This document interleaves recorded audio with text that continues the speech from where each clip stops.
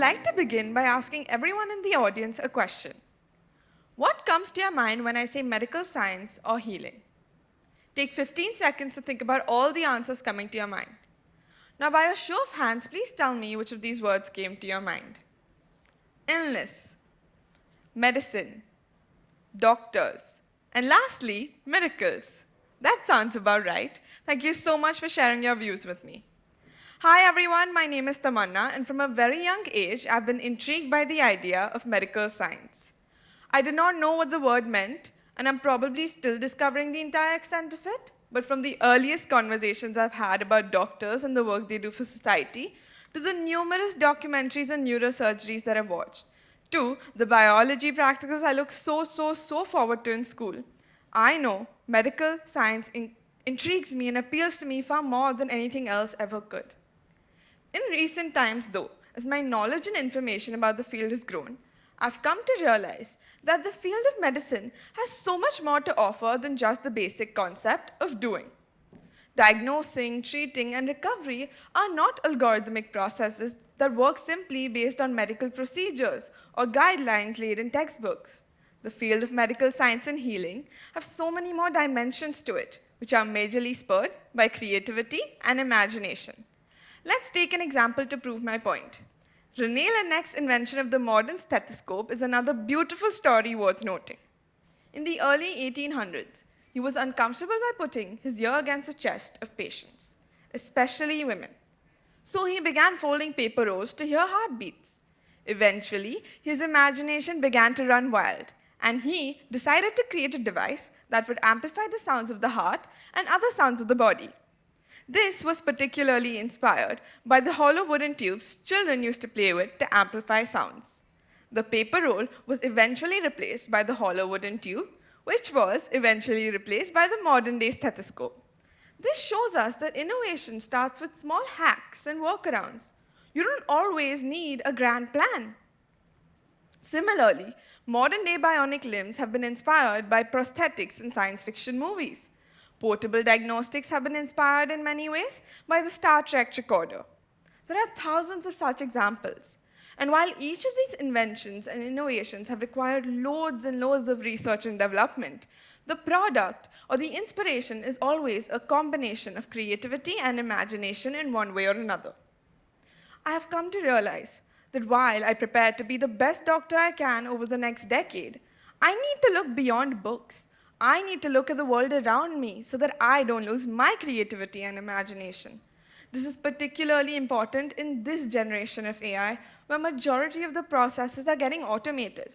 Imagination and creativity in the field of medical science gives us the ability to further evolve this field faster. My conviction was reinforced by my experience working at a palliative care unit.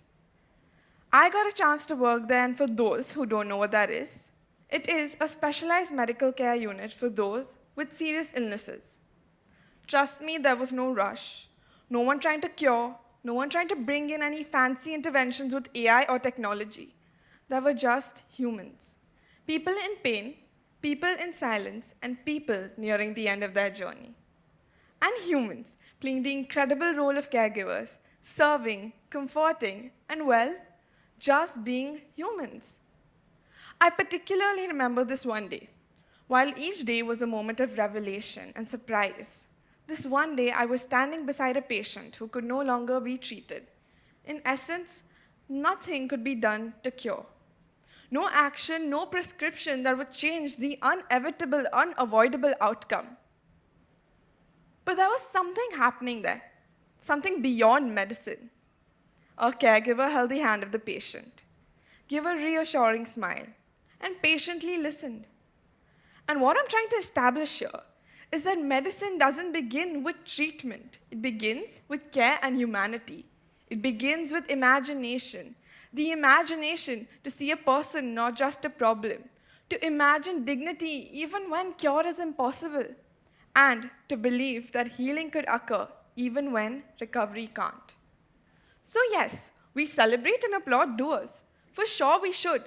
But remember that before every discovery, every invention, every breakthrough the world has ever seen across any industry, there was a dreamer.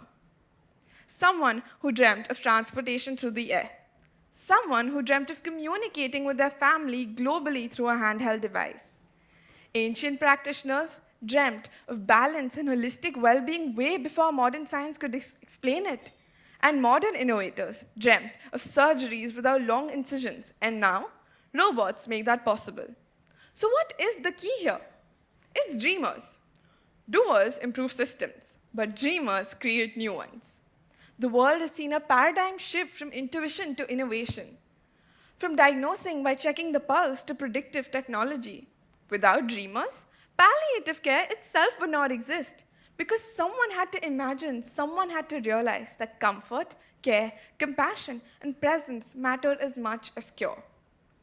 As a student, I'm often told to be realistic, to focus on results, efficiency, and outcome. But medicine is not a science of just results. It's a science of possibility. Think of how every action, every progression, every doing began with a question. What if healing could be gentler? What if technology could assist, not replace human touch? What if medicine could care even when it cannot cure? I want to study medicine to dream of a future that's deeply human, not just to treat diseases. Unleashing human potential starts not in operating rooms or research labs. It starts in the mind of someone young enough to ask, what if? And brave enough to believe that kindness belongs in science. To believe of a world where technology and compassion don't compete but collaborate. So yes, we need doers. But more than that, we need dreamers. Remember that every action, every innovation, every breakthrough we celebrate today was once someone's dream. And maybe the next dream that changes the way we heal will begin not with a machine, but with a student who learned in a quiet palliative care ward that sometimes the most powerful medicine is just being human. And that would be my claim to fame. Thank you.